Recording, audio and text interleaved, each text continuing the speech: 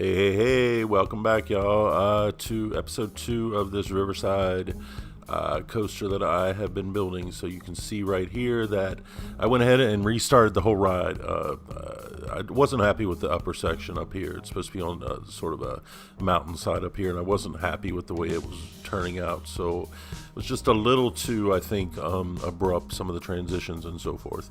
And I'd gotten all the way to the end of the ride, and I decided I was just going to go ahead and redo the whole thing to use some techniques that I kind of developed on this ride specifically. So what I did, instead of making the sort of bouncing around first drop and hills and all this sort of turns and stuff up here, I just kind of made a really short drop that sets you up for the big drop down the mountainside. And when I say big drop, it's only about 105 feet. It's not a huge drop. And we're not going to redo the whole thing. We're just going to redo this one little section so you can get an idea of what I was going for. And then we'll pick up where we left off the last time. But before we move on, I wanted to say welcome to all the people who have subscribed recently. I've got a few new subscribers within the past 2 weeks or so. So I just wanted to say, hey, what's up?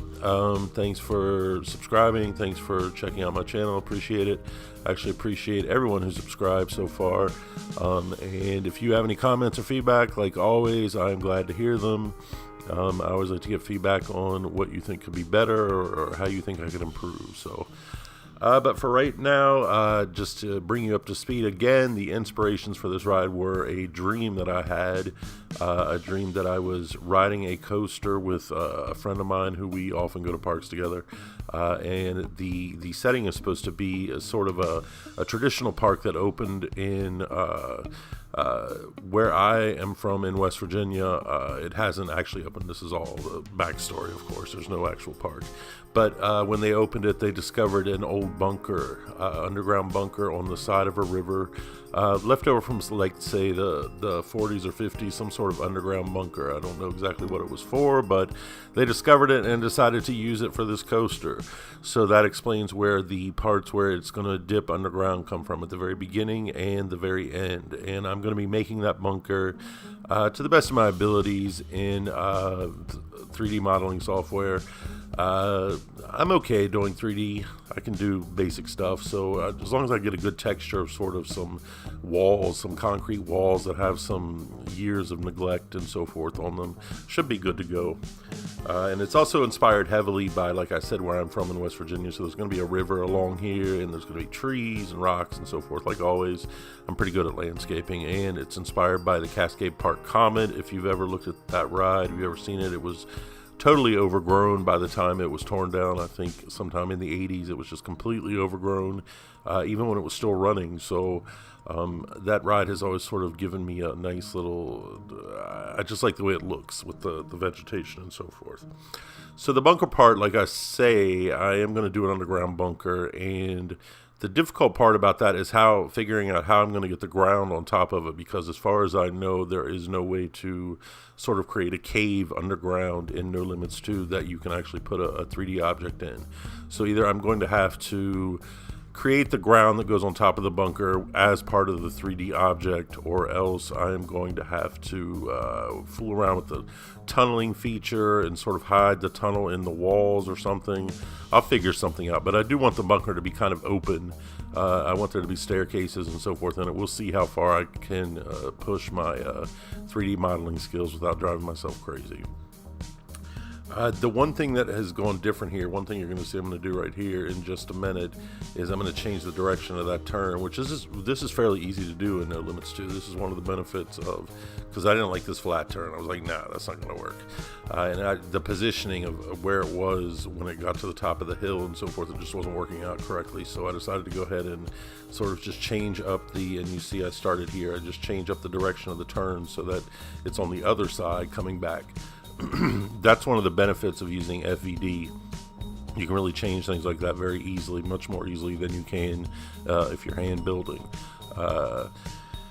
So one of the things that's different about this build, I've used a few new techniques that I've never used before. You can see the change in the graph, the green graph there at the bottom. You can see I've changed up the lats a lot. I decided to put lats in this, usually about 0.5 one way or the other, sometimes 0.6 up to I think 0.8. I generally don't use lats in my coasters, and it took a little bit of learning and fooling around with that just to see how it worked and so forth in the system. But I'm enjoying, especially for a wooden coaster, because it's going to be a wooden coaster, I'm enjoying the way it's turning out, because it definitely is something different than a steel coaster with very smooth turns and so forth. I've used longer transitions in this just because I felt one of the things that was lacking in my builds was the sort of realism that you find in transitions. I think oftentimes they were just too rapid, I think, given the speed you were going and so forth, especially for something small like this. So typically when you when you append a transition on here, it's 1 second. I think for most of these I've gone to about 1.2 seconds. And what that's done is just create a smoother overall flow to the ride. It makes it look a little bit slower. It doesn't look so like bouncing up and down and so forth, but I think it looks more realistic at the same time. It looks more like what an actual POV would look like.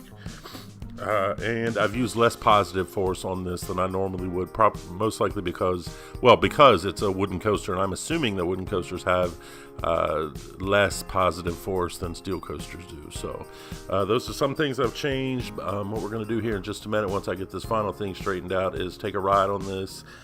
Coming up on the channel, we're going to continue this. We're going to import it NoLimits. We're going to do the landscaping, all that.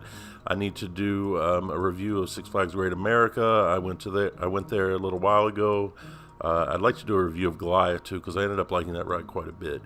And also coming up, my next trip is to Six Flags Great Adventure. So I'm going to take some video of my two favorite rides there, El Toro and Nitro, maybe some of the other rides. So got a lot coming up on the channel as always, but for now, that's going to be it for this video. So let's take a ride on this. Y'all take care, and I will talk to you next time.